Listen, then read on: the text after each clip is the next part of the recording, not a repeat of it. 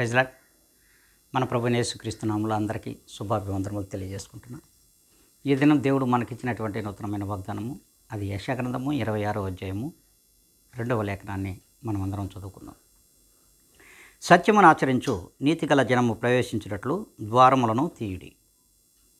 ప్రభులు వారు ఈ దినమున మనతో మనందరితో మాట్లాడుతున్నారు. అవును, సత్యమును ఆచరించు నీతిగల జనము ఎక్కడికి ప్రవేశించాలి?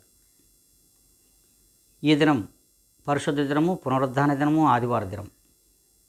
మరి ఈ దినమున ఆ నీతిగల జనులు మరి ఎక్కడకు ప్రవేశించాలి, ఎందుకు ప్రవేశించాలి, వారు ఎవరై ఉన్నారు?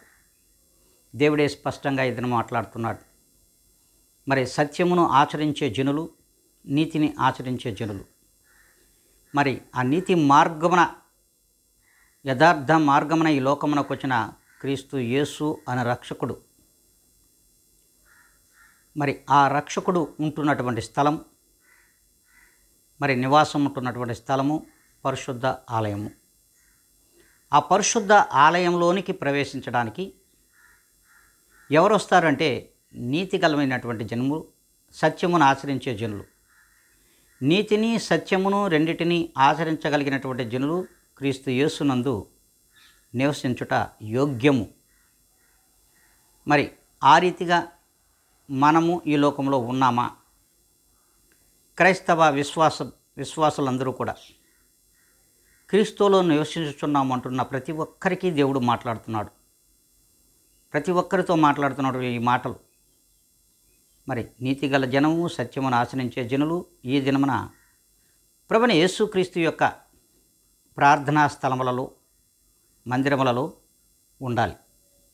అట్టి వారి కొరకు నీవు ద్వారములను తీయుడి అంటున్నాడు. మరి ఈ దినమున మన ద్వారములు, మన హృదయ ద్వారములను తెరుచుకోవడానికి, ఆ హృదయ ద్వారములలో నుంచి ఆయన వాక్యాన్ని మన హృదయంలో నిలుపుకోవడానికి మనం ఈ దినమున ఎక్కడ ఉండాలంటే పరిశుద్ధ ఆలయంలో ఉండాలి. పరిశుద్ధ వాక్యమును మనము మన హృదయంలోకి ఎత్తుకోవాలి. ఎత్తుకునే ఎడల ఆ రక్షకుని యొక్క భాగ్యాన్ని మనం పొందుకోగలం. ఆయన ద్వారా మనం రక్షింపగలం.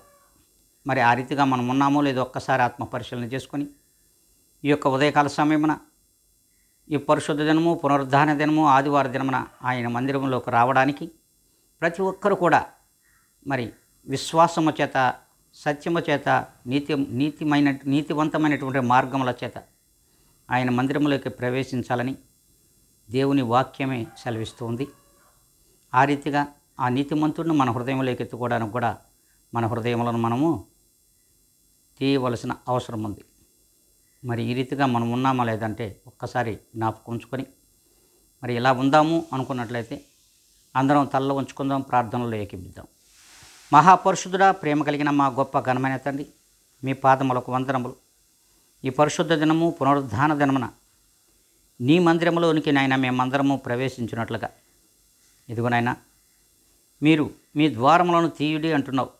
అవును ప్రభా, ఆ నీతిమంతుని యొక్క వాక్యాన్ని మా హృదయంలోకి ఎత్తుకోవడానికి మా హృదయ ద్వారములను తెరుచుకొని ఆయన మీ కొరకు వేచి చూచేవారిగాను, అదే రీతిగా మేము నీ మందిరంలోకి ప్రవేశించే వారిగాను ఉండునట్లుగా మీరు కృప చూపమని, కనికరించమని, ఆ రీతిగా మమ్మల్ని నడిపించమని క్రీస్తు యేసు యొక్క గొప్ప ఘనమైన నామంలో ఇదిగోనైనా విశ్వసించు ప్రతి ఒక్కరిని మీ చేతులకు అప్పగించుకుంటూ, నన్ను నేనుగా మిక్కిలిగా తగ్గించుకుంటూ క్రీస్తు యేసు నామంలో అడిగి వేడుకొని ప్రార్థించి పొంది ఉన్నాం మా ప్రియ గొప్ప పరలోకపు తండ్రి. ఆమేన్.